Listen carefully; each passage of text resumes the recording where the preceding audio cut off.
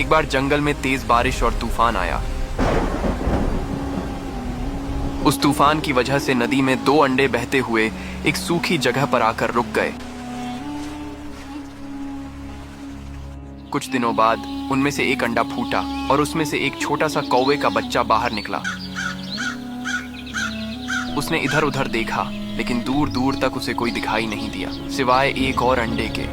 वो उदास होकर उसी अंडे से चिपक कर भूखा प्यासा बैठा रहा। कुछ दिनों बाद दूसरा अंडा भी फूटा और उसमें से एक नन्ही गौरैया का बच्चा बाहर निकला। नया दोस्त पाकर कौवे का बच्चा बहुत खुश हो गया। अब दोनों साथ साथ रहते। तुम कौन हो? मैं एक प्रवासी हूँ। तुम यहीं से निकले हो? हाँ, इस अंडे से। वो पेड़ क्या है? वो एक बड़ा पेड़ है। चलो साथ में चलते हैं। हाँ, ये जगह अनोखी है। देखो पेड़ कितना बड़ा है। हमें वहाँ तक जाना है। दूर दूर तक पैदल चलकर खाना तलाशते और जैसे तैसे अपना पेट भरते।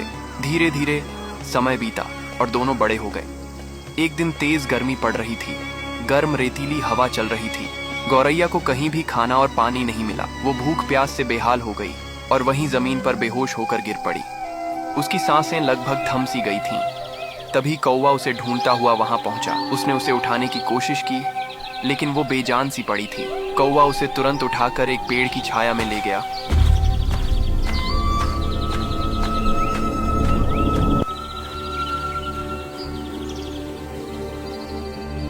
तू चिंता न कर, तुझे कुछ नहीं होगा।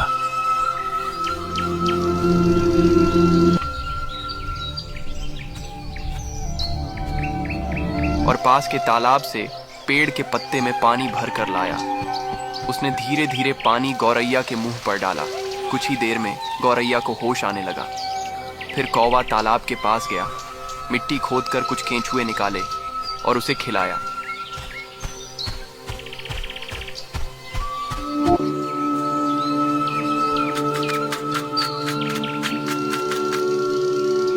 दोस्त, अगर आज तू ना होता तो शायद मैं इस दुनिया में ना होती।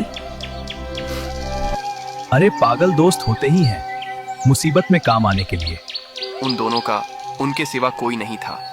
कौवा अपनी दोस्त गौरैया को बहुत मानता था। दोनों खुशी खुशी साथ रहने लगे।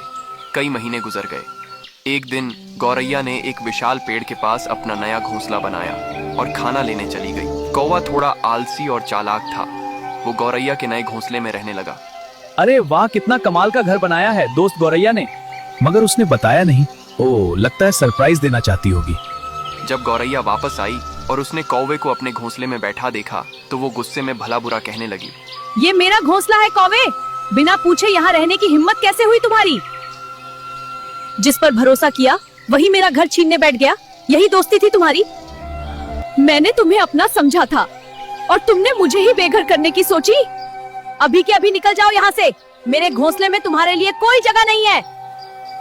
मैंने सोचा था हम साथ रहेंगे, पर मैं गलत था। माफ कर दो मुझे। और उसे अपने घोंसले से भगा दिया। कौवा उदास होकर कुछ ही दूर जमीन पर पूरी रात बैठा रहा। सुबह होते ही वो वहां से चला गया। चले जाओ यहाँ से, दोबारा मेरे घोंसले के करीब भी मत आना।